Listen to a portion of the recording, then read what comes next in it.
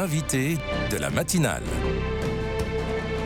KTO Radio. Chaque année, la semaine missionnaire mondiale qui débute lundi invite les catholiques du monde entier à s'unir dans la prière et le partage. Un temps important pour l'Église, animé par les œuvres pontificales missionnaires et dans lequel les enfants trouvent toute leur place. Notre invitée ce matin pour parler de cette fameuse semaine missionnaire est Marie Weber. Bonjour. Bonjour, merci de m'accueillir. Merci d'être avec nous en ce samedi matin sur KTO Radio. Vous êtes déléguée diocésaine adjointe à la mission universelle pour le diocèse de Strasbourg. Quand on parle de la mission universelle, qu'est-ce que ça veut dire ? Alors, qu'est-ce que ça veut dire la mission universelle ? En fait, c'est très lié avec les OPM, donc les œuvres pontificales missionnaires. C'est une œuvre pontificale qui a été créée par Pauline Jaricot, une Lyonnaise. Alors, on ne la connaît pas toujours très bien en France, hein.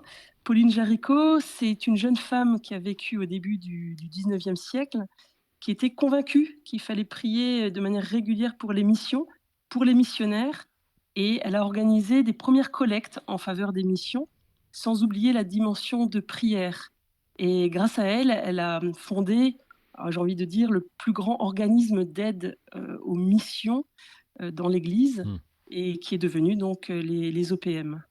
Pourquoi y consacrer une semaine chaque année ? Une semaine pour la semaine missionnaire mondiale qui arrive là au mois d'octobre, tout simplement parce que c'est une œuvre qui est très importante pour l'Église. On est tous missionnaires par notre baptême, mais il faut aussi des temps consacrés à se redire qu'on est missionnaire et comment le vivre.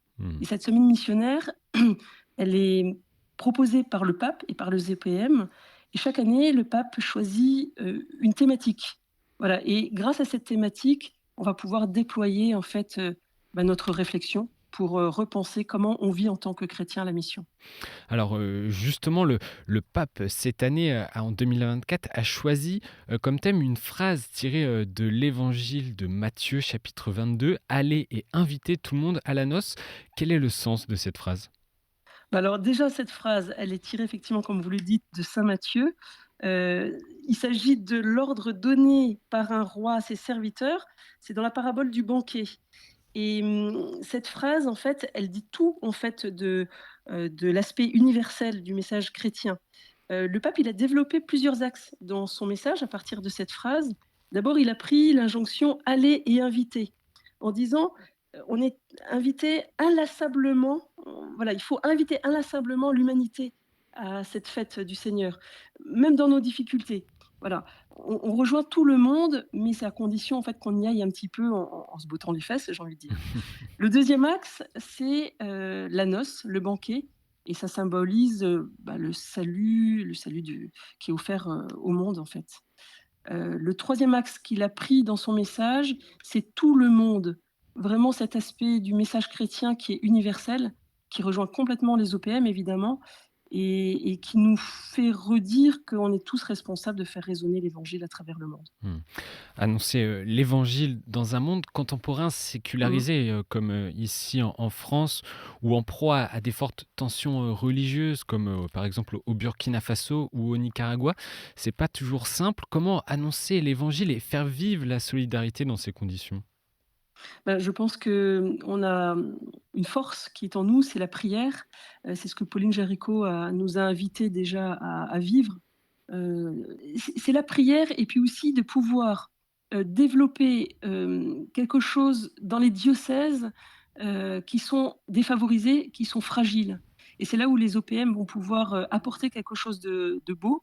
Donc, quand on est chrétien, quand on est baptisé, on a cette mission d'aller vers ceux qui sont les plus fragiles. Et les OPM vont permettre justement à des diocèses à travers le monde de pouvoir se former, que des séminaristes puissent se former, des prêtres, des catéchistes, et de pouvoir peut-être avoir un ressourcement et quelque chose de plus favorable. Voilà.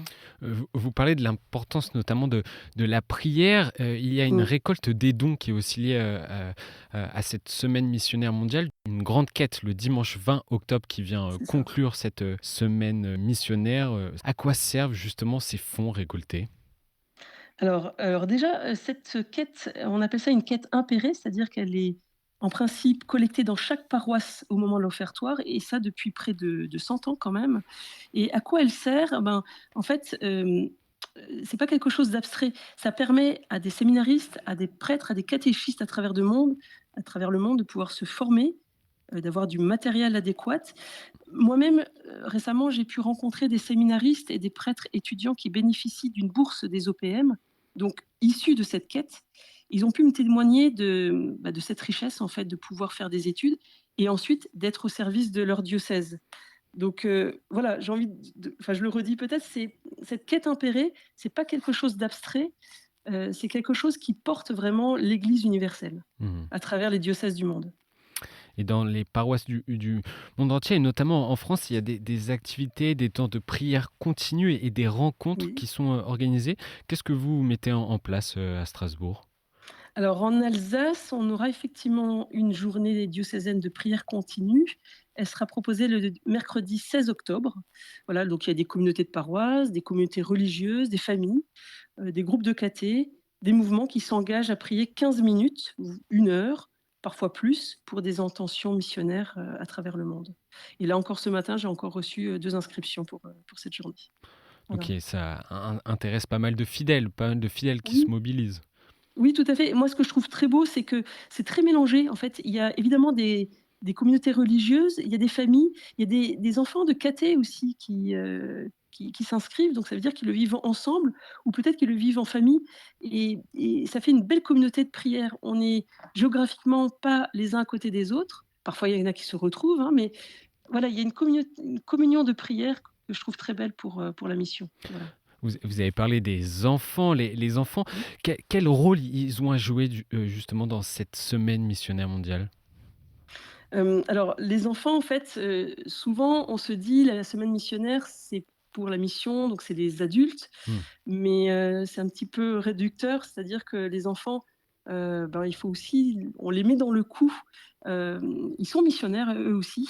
Chacun avec nos talents, chacun, peut être missionnaire, à n'importe quel âge et avec les enfants en fait, on peut vivre, heu, alors on a 3 mots clés en fait avec l'enfance missionnaire, c'est la prière, le partage et parler, c'est-à-dire aller à la rencontre.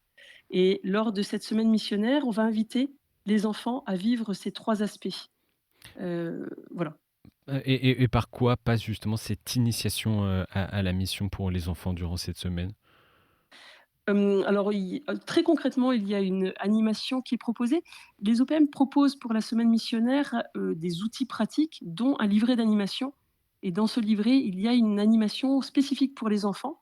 On va rentrer comme une enquête, découvrir la phrase voilà, la thématique de la semaine missionnaire, aller et inviter tout le monde à la noce et avec les enfants, ben, on va rentrer tout doucement dans la Bible, on va découvrir cette thématique et puis on va voir en quoi elle résonne encore en nous aujourd'hui, en quoi elle est importante et qu'est-ce qu'on peut faire pour vivre cette invitation du Seigneur. Et cette initiation, cette invitation au Seigneur, ça se vit aussi tout au long de l'année?